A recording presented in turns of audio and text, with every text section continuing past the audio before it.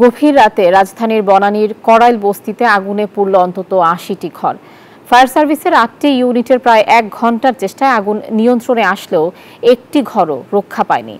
বস্তিবাসীর ধারণা চুলার আগুন থেকে আগুনের সূত্রপাত। তবে ফায়ার সার্ভিস বলছে তদন্তের পরেই জানা যাবে কারণ। আগুনের সহায় সম্বল সব হারিয়ে এমন আহাজারি। গত রাত 1:15টার দিকে হঠাৎ কড়াইল বস্তিতে আগুনের সূত্রপাত, যা দ্রুতই ছড়িয়ে পড়ে পুরো বস্তিতে। আগুন নিয়ন্ত্রণে একে একে ছুটে আসে ফায়ার সার্ভিসের 8টি ইউনিট। তাদের চেষ্টায় দ্রুতই আগুন নিয়ন্ত্রণে আসে, কিন্তু ততক্ষণে সব হারিয়ে নিঃস্ব বস্তিবাসী। বনানী স্টাগার সামনে দোকানদারি করতাম, আইসা দেখি সব পুড়ে গেছে, কোনো কিছু বাই করতে পারি নাই। আমরা কাজে ছিলাম, কাজে তাই দিয়ে আগুন লাগিয়ে গেছে। লাগিয়ে যাওয়ার পর আমরা কোনো কিছু বাই করতে পারি নাই।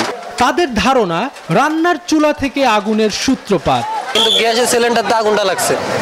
গ্যাসের বদলে অনেক উপরে উঠতে ফুটতে লাগছে তো গ্যাস সিলিন্ডার বোতল বাসতে।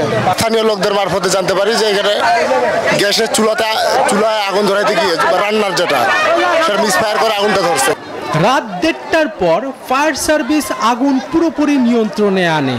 ক্ষয়ক্ষতি এবং কারণ সম্পর্কে আমরা অগ্নি নির্বাপনের পরে তদন্ত করে আমরা বলতে পারবো।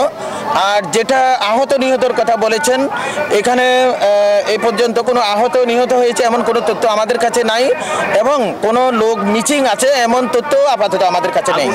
তবে ফায়ার সার্ভিস বলেছে অগ্নিকাণ্ডের কারণ তদন্তের পরই জানা যাবে। তবে আগুনে কোনো হতাহতের ঘটনা ঘটেনি। শনুর রহমান, নিউজ 24, ঢাকা।